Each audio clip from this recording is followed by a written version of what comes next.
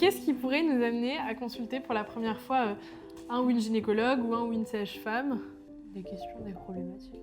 Une envie de contraception. Oui, carrément. Bah, si on a juste des questions générales sur son corps, sur si telle ou telle chose elle est normale. Des douleurs ou des anomalies mammaires. Ouais, carrément. Après, il y a un âge à partir duquel il faut faire au moins une première visite de check, non? Ouais, vous pensez que c'est quel âge? 25 ans, je crois. Toutes les raisons que vous avez citées, c'est des bonnes raisons pour consulter. Ça sert à rien de se dire, bon, bah, je vais juste aller me faire examiner pour le principe.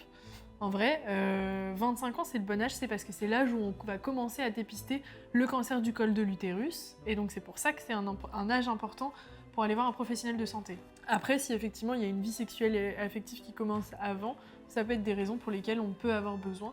Mais il n'y a pas besoin de se dire, par principe, il faut que je me mette la pression pour aller, parce qu'on m'a dit qu'il fallait, à mon âge, que j'aille consulter une première fois, par exemple. Comment ça se passe le premier rendez-vous chez la sage-femme ou le sage-femme ou chez le gynéco ou la gynéco? Alors, ça dépend de la raison pour laquelle on y va, mais admettons que vous y allez avant 25 ans, du coup, il n'y a pas nécessairement d'examen gynécologique, c'est-à-dire d'examen physique.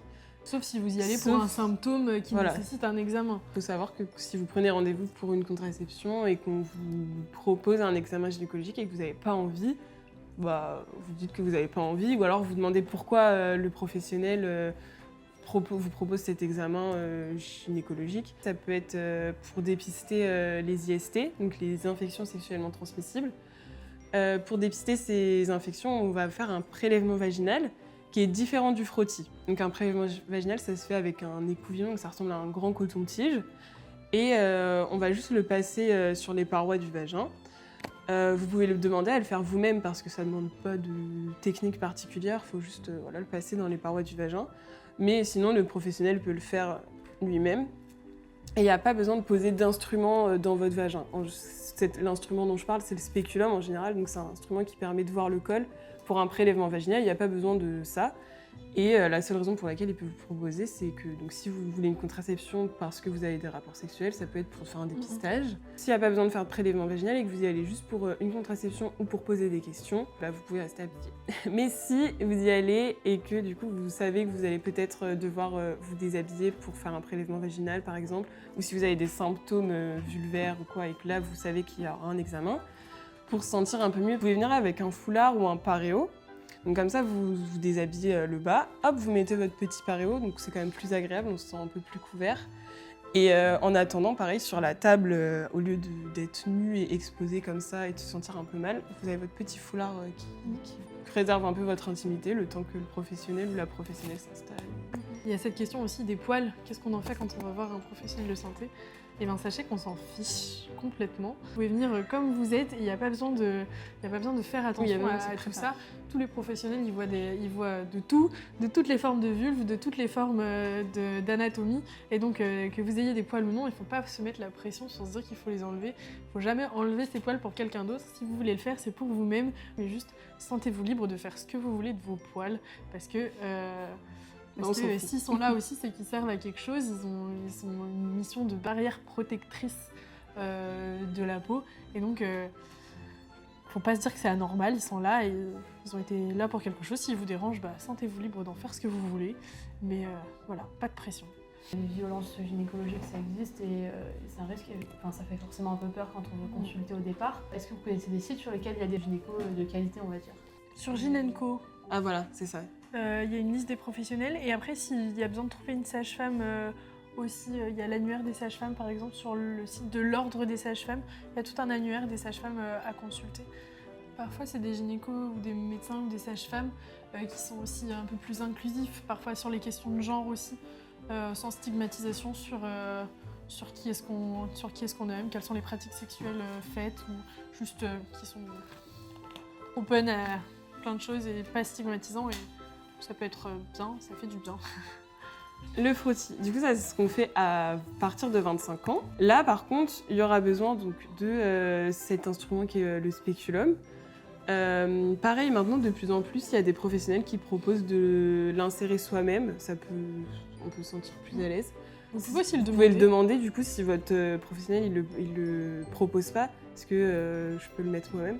Après, il réajustera peut-être un peu parce que le but de cet outil, c'est de pouvoir visualiser le col de l'utérus. Et il passe un petit pinceau. Donc là, c'est plus un petit coton-tige, c'est quelque chose, un petit pinceau. Il le passe sur le col pour récupérer quelques petites cellules de votre col qui seront ensuite analysées. C'est ça le frottis à proprement parler, c'est pas l'acte de faire ça, c'est ce qu'on fera sur la lame qu'on analysera après dans le laboratoire. Oui. Et du coup, ça ressemble à quoi un spéculum? C'est comme une espèce de petite pince, enfin un petit clapet transparent. Et en gros, c'est un peu plat. Le clapet, il rentre à l'intérieur du vagin, en gros.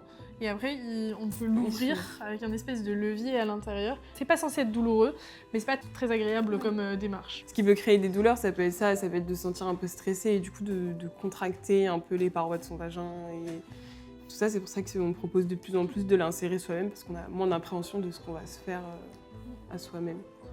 Du coup, le dépistage du cancer du col de l'utérus, c'est un dépistage qui est fait pour tout le monde à partir de 25 ans, comme le disait Louane, et après on le refait 1 an après, et après on passe tous les 3 ans, puis tous les 5 ans, si tout est normal. Et donc, en fait, c'est un dépistage qui se fait pas si régulièrement que ça finalement, mais qui permet de vérifier que tout est bon.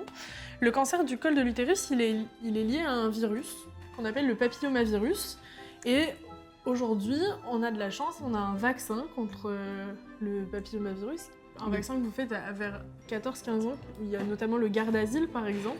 Et du coup, qui permet de limiter grandement l'apparition de ce virus. En gros, on va presque toutes contracter les virus du papillomavirus parce que c'est des virus qui se transmettent même si on utilise des moyens de contraception parce que par la peau ça s'échange assez facilement. Un préservatif c'est pas suffisant pour protéger du papillomavirus et en fait il y a des souches qui sont plus ou moins méchantes du papillomavirus et donc ces souches là qui peuvent potentiellement devenir cancérigènes plus tard, et ben on est protégé quand on se fait vacciner et donc par la vaccination on évite notamment le développement de ce genre de cancer et donc c'est pour ça que c'est important de se faire vacciner pour tout ça.